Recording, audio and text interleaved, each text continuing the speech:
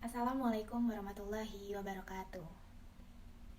Baik, pada kesempatan kali ini kami selaku kelompok 7 ingin memaparkan materi tentang perencanaan pajak penghasilan pasal 22 pada mata kuliah Manajemen Perpajakan. Yang terhormat kepada Ibu Rida selaku dosen pengampu mata kuliah Manajemen Perpajakan. Sebelumnya izinkan saya untuk memperkenalkan anggota kelompok saya, yaitu ada Afiana Zenas Umar, saya sendiri, Elisa Anastasia, Era Oktaviani, Fauzia Ulfa, Maulidia Zahra, Sylvie Indriani, Siti Rahmawati, Tiara Alvina Damayanti, dan juga Rani Ayuningsi.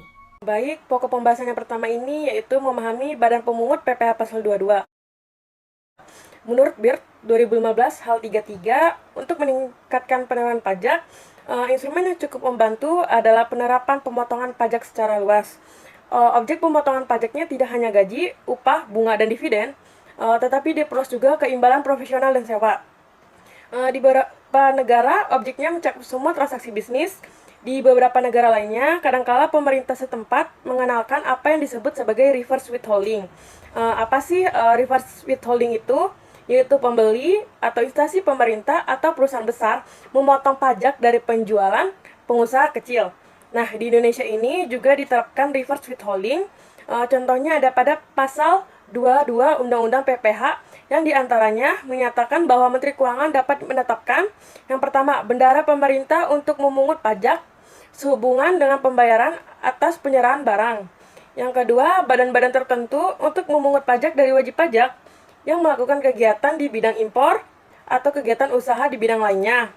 Lalu yang ketiga ini, wajib pajak badan tertentu untuk memungut pajak dan pembeli atas penjualan barang yang tergolong sangat mewah.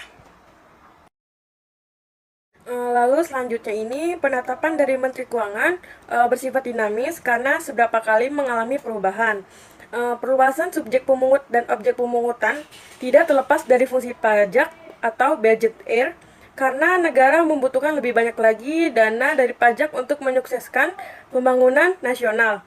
Nah, di sini ada tabel merangkum peraturan Menteri Keuangan yang mengatur pemungutan PPh pasal 22 tersebut. Nah, di sini ada kelompok objek. Yang pertama ini ada pembayaran atas penyerahan barang dan kegiatan impor atau kegiatan usaha di bidang lain. Yang kedua ini ada penjualan barang yang tergolong sangat mewah.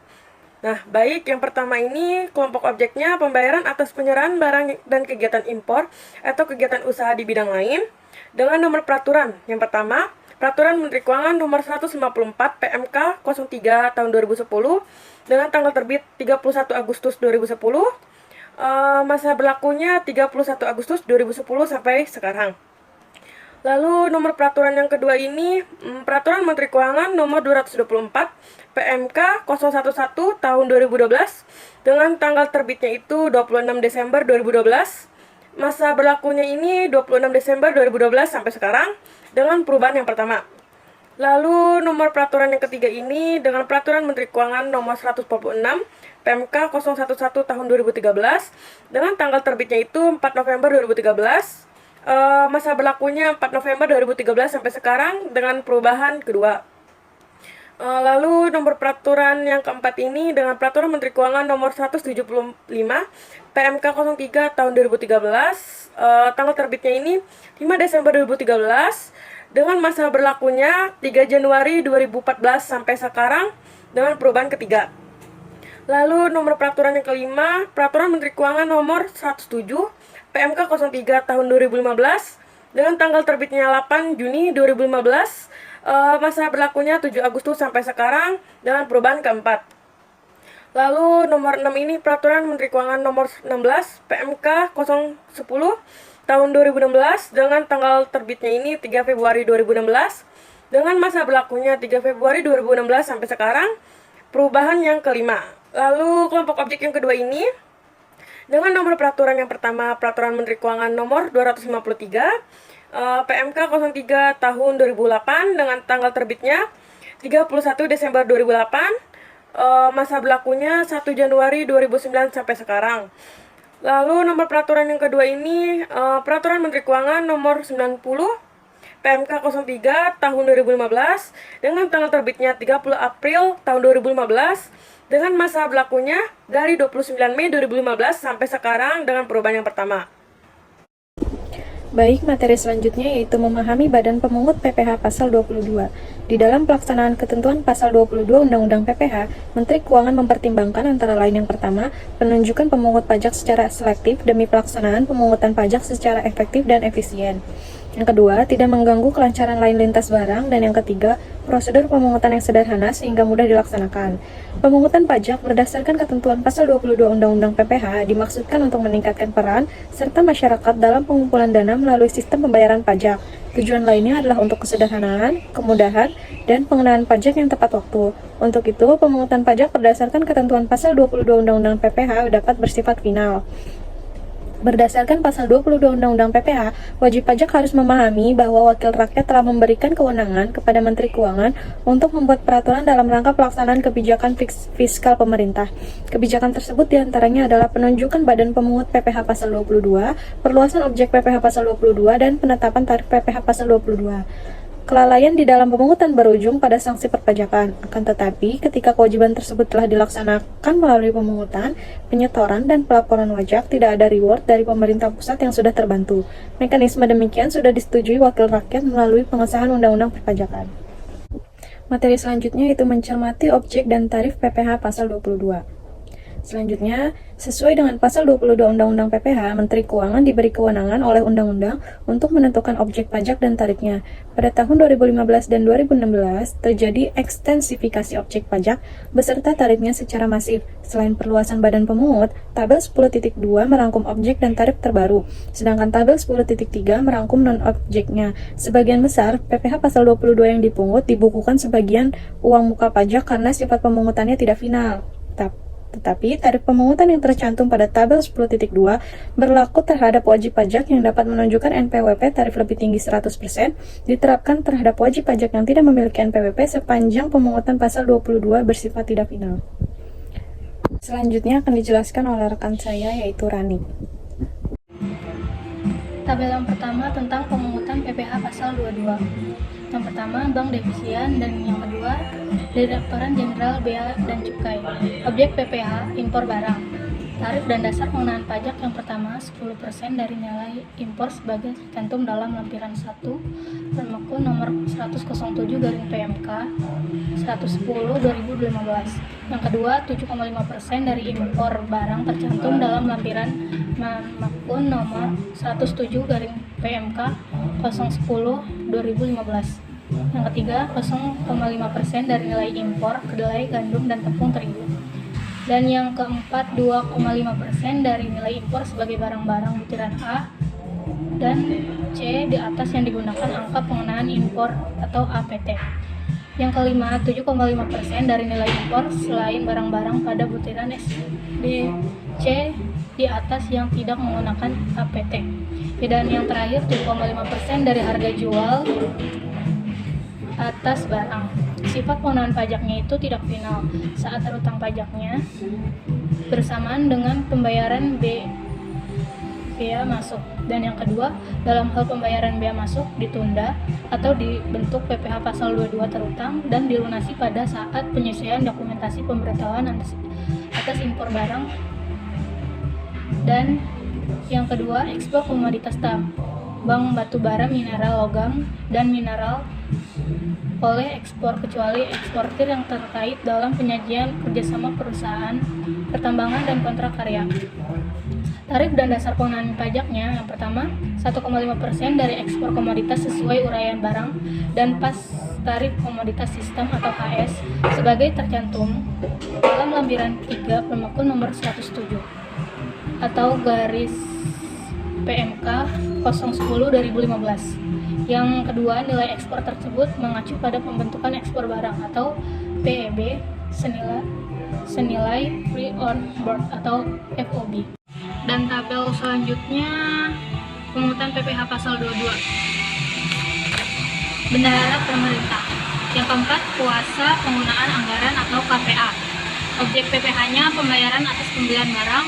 Tarif dan dasar pemungutan pajaknya itu 1,5% dari harga pembelian tidak termasuk PPN. Sifat pengenaan pajaknya tidak final saat terutang pajaknya terutang dan dipungut pada saat pembayaran. Yang kelima, kuasa penggunaan anggaran atau KPA atau pejabat penerbit surat pemerintah pembayaran yang diberikan delegasi oleh KPA. Objek PPh-nya, pembayaran yang dilakukan dengan mekanisme persediaan. Tarif dan dasar pengenaan pajaknya 1,5% dari harga pembelian, tidak termasuk PPN. Sifat pengenaan pajaknya tidak final. Saat terutang pajaknya terutang dan dipungut pada saat pembayaran. Dan yang keenam, badan usaha tertentu berupa badan usaha milik negara atau BUMN yang badan usaha yang seluruh sebagian modal dimiliki oleh negara melalui persediaan secara langsung dan berasal dari kekayaan negara yang dipisahnya. Objek PPh-nya, pembayaran kepada pihak ketiga yang dilakukan dengan mekanisme pembayaran langsung atau LC. Tarif dan dasar pengenaan pajak 1,5% dari harga pembelian dan tidak termasuk PPN. Sifat pengenaan pajaknya itu tidak final. Saat terutang pajaknya terutang dan dipungut pada saat pembayaran. 7. Badan usaha tertentu berupa BUMN yang dilakukan di rektorat tersebut dilakukan melalui penagihan saham milik negara kepada BUMN lainnya.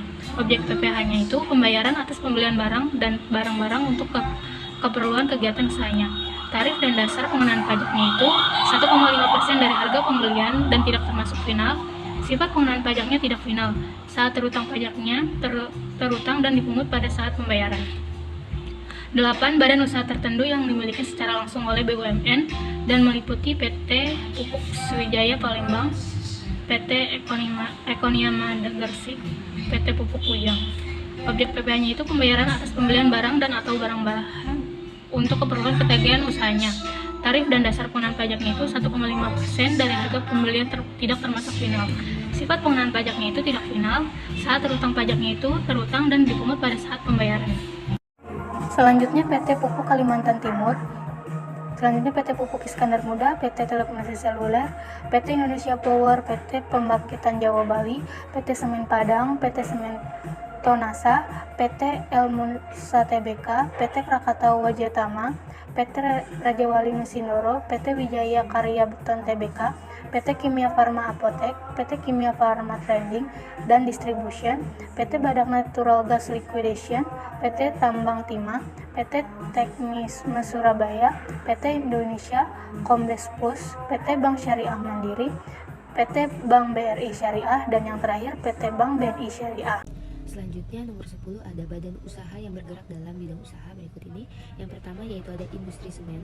Untuk objek PPh-nya yaitu penjualan semua jenis semen di dalam negeri. Kemudian untuk tarif dan dasar pengenaan pajaknya sebesar 0,25% dari DPP PPN. Kemudian untuk sifat pengenaan pajaknya yaitu tidak final. Saat terutang pajaknya yaitu terutang dan dipungut pada saat penjualan. Untuk yang B yaitu ada industri kertas. Objek PPh-nya yaitu penjualan kertas di dalam negeri. Untuk tarif dan dasar pengenaan pajaknya sebesar 0,1% dari DPP PPN. Kemudian untuk sifat pengenaan pajaknya tidak final, dan saat terutang pajaknya terutang dan dipungut pada saat penjualan. Kemudian C yaitu ada industri baja yang merupakan industri hulu, termasuk industri hulu yang terintegrasi dengan industri antara dan industri hulu. Di sini objek PPh-nya yaitu penjualan baja di dalam negeri. Untuk tarif dan dasar pengenaan pajaknya sebesar 0,3% dari DPP PPN. Kemudian sifat pengenaan pajaknya tidak final, dan saat terutang pajaknya terutang dan dipungut pada saat penjualan. Kemudian yang D yaitu ada industri otomotif. Untuk objek PPh-nya penjualan semua jenis kendaraan bermotor roda 2 atau lebih di dalam negeri. Kemudian tarif dan dasar pengenaan pajaknya sebesar 0,45% dari DPP PPN. Kemudian sifat pengenaan pajaknya tidak final, dan saat terutang pajaknya itu terutang dan dipungut pada saat penjualan. Selanjutnya ada industri farmasi. Untuk objek PPh-nya yaitu penjualan obat kepada distributor di dalam negeri. Untuk tarif dan dasar pengenaan pajaknya sebesar 0,3% dari DPP PPN. Kemudian sifat pengenaan pajaknya tidak final, dan saat terutang pajaknya yaitu terutang dan dipungut pada saat penjualan. Kemudian yang selanjutnya ada nomor 11 yaitu agen tunggal pemegang merek atau APM, agen pemegang merek APM, dan importir umum kendaraan bermotor. Di sini untuk objek PPh-nya penjualan kendaraan bermotor di dalam negeri.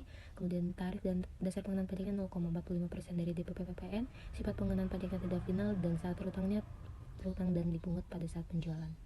Baik, selanjutnya untuk objek dan tarif PPh pasal 22, pemungut PPh pasal 22 pada nomor 16 yaitu industri atau badan usaha yang melakukan pembelian komoditas tambang batubara, mineral logam dan mineral bukan logam dari badan atau orang pribadi pemegang izin usaha pertambangan yang diatur sesuai ketentuan peraturan perundang-undangan di bidang pertambangan mineral dan batu bara. Untuk objek PPh-nya, pemberian batu bara, mineral logam, dan mineral bukan logam dari badan atau orang pribadi pemegang izin usaha pertambangan. Untuk tarif dasar pengenaan pajaknya sebesar 1,5% dari harga pembelian tidak termasuk PPN, dan sifat pengenaan pajaknya tidak final sehingga tidak terutang pajak. Untuk nomor 17, pemungut PPh pasal 22 yaitu badan usaha yang memproduksi emas batangan, termasuk badan usaha yang memproduksi emas batangan melalui pihak ketiga atas penjualan emas batangan di dalam negeri.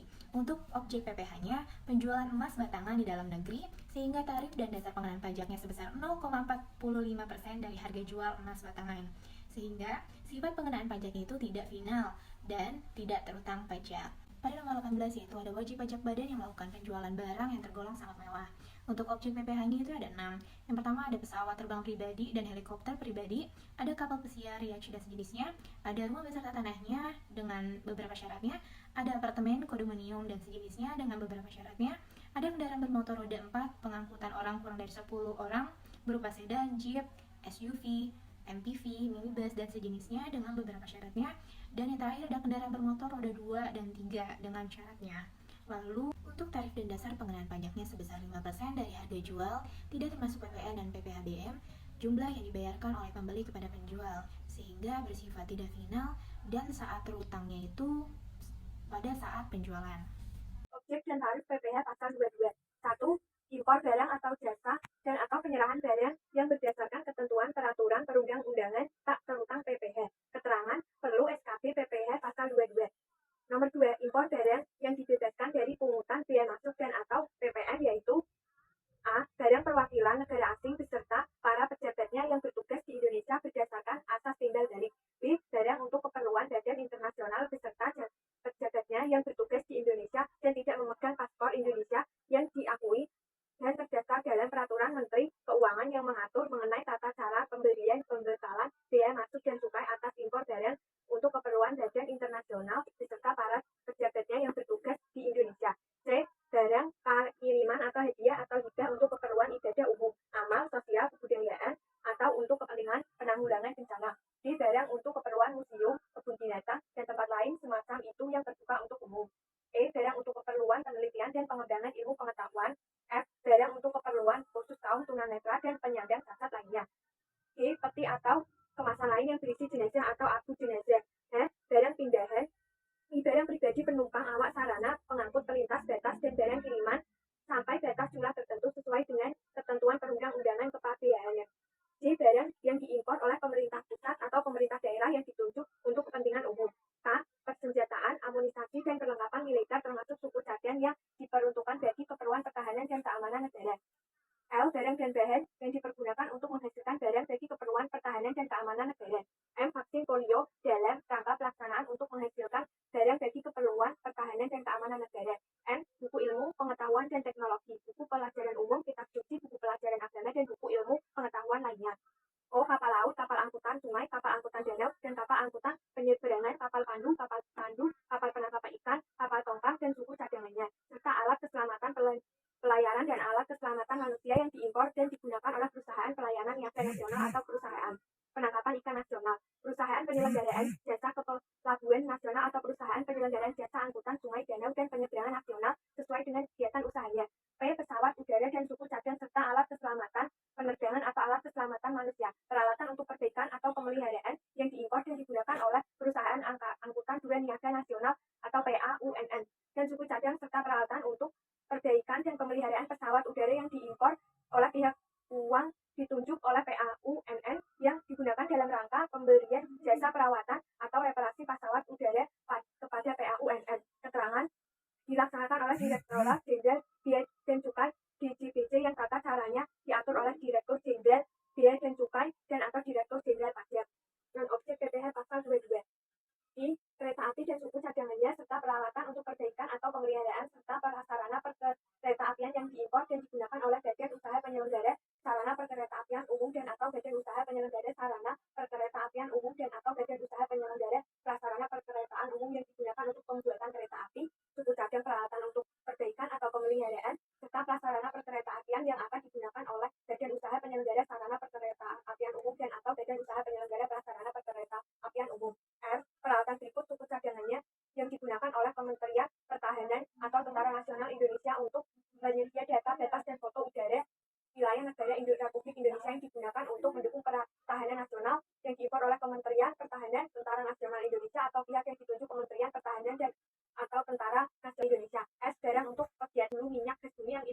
nantinya dilakukan kontrak-kontrak bersama, tapi barang untuk kegiatan usaha panas bumi.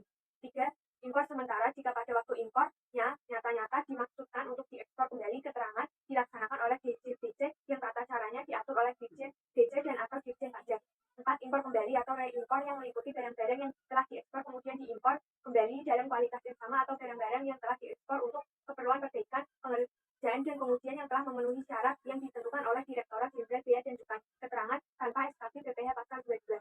Baik, untuk materi lanjutannya di sini ada yang kelima, yaitu pembayaran yang dilakukan pemungutan PPh pasal 22, diantaranya bendahara pemerintah dan kuasa pengguna anggaran atau KPA sebagai pemungut pajak pada pemerintah pusat, pemerintah daerah, instansi atau lembaga pemerintah, dan lembaga-lembaga negara lainnya.